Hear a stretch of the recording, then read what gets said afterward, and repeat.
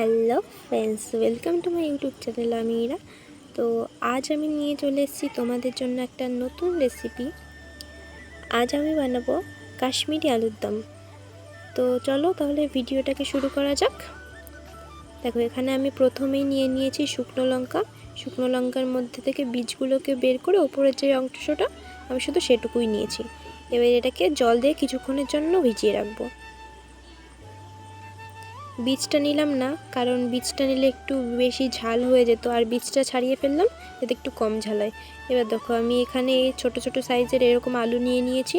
এবার এই আলুটাকে আমি আগের থেকে একটু সেদ্ধ করে রেখেছিলাম যাতে ভাজার সময় বেশি টাইম না লাগে।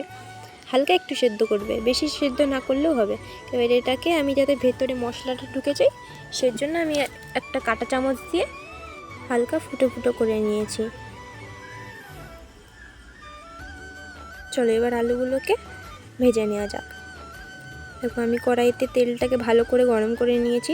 তার মধ্যে সেদ্ধ আলুগুলো আমি দিয়ে দিচ্ছি। এখানে কোনো রকম হলুদ অ্যাড করবে না, এটা ভাজতে ভাজতে ঠিক একাই লাল হয়ে যাবে। দেখো আমারটা যেরকম হয়ে গেছে, আমি কিন্তু এখানে কোনো রকম হলুদ ব্যবহার করেছিলাম না। এবার চলো মশলাটা বানানোর জন্য আমি এখানে দেখো কালি জিরে, এলাচ, দারচিনি, লবঙ্গ আর একটু জিরে। এবার এটাকে হালকা হালকা করে একটু ভেজে নিতে হবে।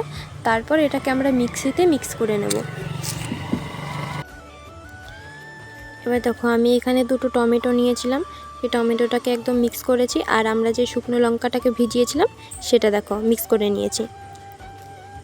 এবার আমরা কড়াইতে তেল গরম করে তার মধ্যে 1 চামচ হলুদ, আমাদের টমেটোর পেস্টটা আর শুকনো লঙ্কার যে পেস্টটা বানিয়েছিলাম সেটা দিয়ে দেবো এর মধ্যে। আর আমরা যে গুঁড়ো মশলাটা বানিয়েছিলাম সেটাও একসঙ্গে দিয়ে দেবো এর মধ্যে। এই যে আমাদের গুঁড়ো মশলাটা, এটাও দেখো একসঙ্গে দিয়ে দেবো।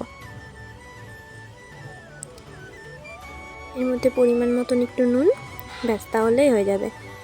এবার এগুলো সব একসঙ্গে মিক্স করে নিই আমরা।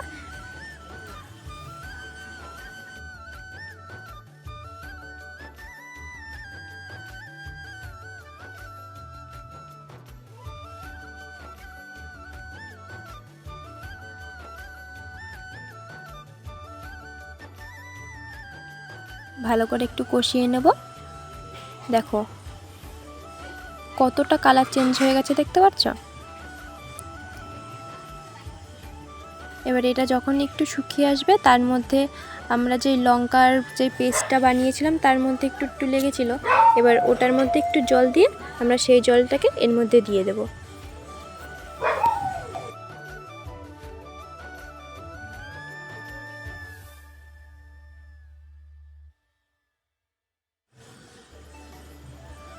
দেখো কষানোটা হয়ে গেছে, তার মধ্যে আমি একটু পরে আর একটু জল দিয়ে দিয়েছিলাম। এবার যে আলুগুলোকে আমরা ভেজে তুলে রেখেছিলাম সেগুলোকে এবার এর মধ্যে দিয়ে দেবো এক এক করে।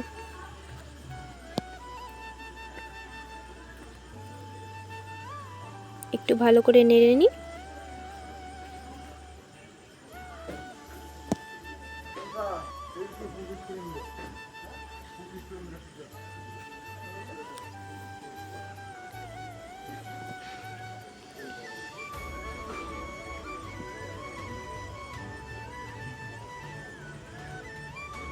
এবার এর মধ্যে আমরা 2 চামচ কাশ্মীরি লঙ্কার গুঁড়ো দিয়ে দেবো।